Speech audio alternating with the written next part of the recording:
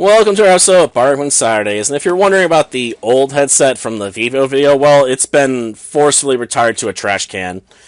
Yeah, it had received a cut around the box down here, and that's why it was messing up the audio so much. Wish I'd caught that a bit sooner, but it's just like, I want to get through the video real quickly and worry about for the next one, so I ended up going out to Walmart after doing that video. I was just too lazy to do another recording for it. So yeah, that's why the Vivo video is such a hot mess. And it will stay that way, most likely, unless people really get on my case about it, and I'll do an updated version, I suppose, where I'll try and remember what I was talking about, but yeah. At any rate, I suppose we should talk about Zootopia, and less about, our headset, which does have LED lights on it now. Not sure what purpose those serve. At any rate, talking about Zootopia, I'll admit I found this one a bit difficult to watch.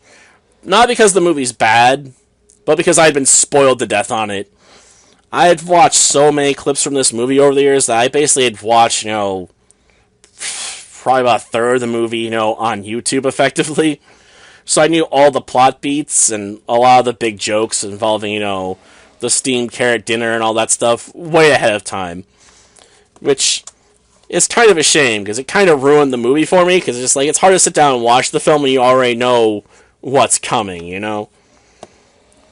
Like, I know there's some films you can rewatch multiple times, but this film is not one I could do that with, especially since I'd watched certain clips probably like 30 times already. I make $200 a day, Fluff. 365 days a year since I was 12. And time is money. Hop along. Please just look at the picture. You sold Mr. Otterton that popsicle, right? Do you know him? I know everybody. And I also know that somewhere there's a toy store missing its stuffed animal. So why don't you get back to your box? Fine. Then we'll have to do this the hard way. Did you just boot my stroller? Nicholas Wilde, you are under arrest. For what? Hurting your feelings? Felony tax evasion. Yeah, $200 a day, 365 days a year. Since you were 12, that's 2 decades, so times 20, which is 1,460,000, I think. I mean, I am just a dumb bunny, but we are good at multiplying. Anyway, according to your tax forms, you reported, let me see here, 0. Unfortunately, lying on a federal form is a punishable offense. 5 years jail time. Well, it's my word against yours. $200 a day, Fluff. 365 days a year since I was 12. Actually, it's your word against yours. And if you want this pen, you're going to help me find this poor missing otter, or the only place you'll be selling popsicles is the prison cafeteria. It's called a hustle, sweetheart. She hustled you. She hustled you good. You a cop now, Nick. You gonna need one of these.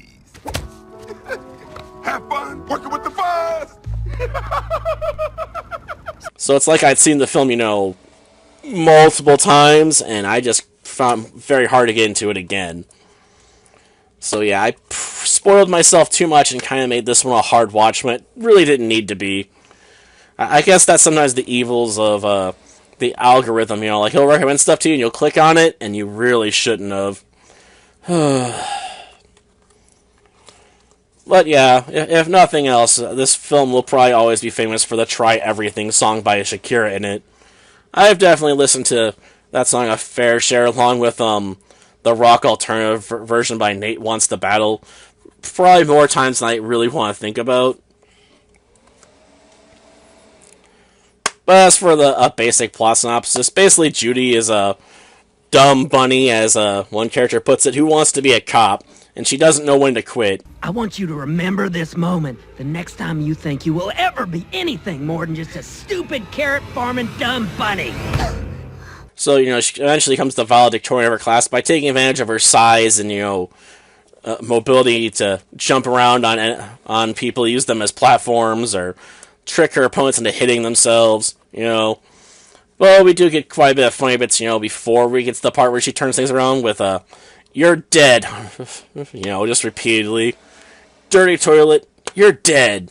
Just like, man. You're gonna have to master all of them before you hit the streets. Or guess what? You'll be dead! Scorching sandstorm. Tony Bumpkin. 1,000 foot fall. Whoa. You're dead, Carrot Baby. Frigid ice wall. You're dead, Farm Girl. Enormous criminal. You're dead, dead, dead, dead.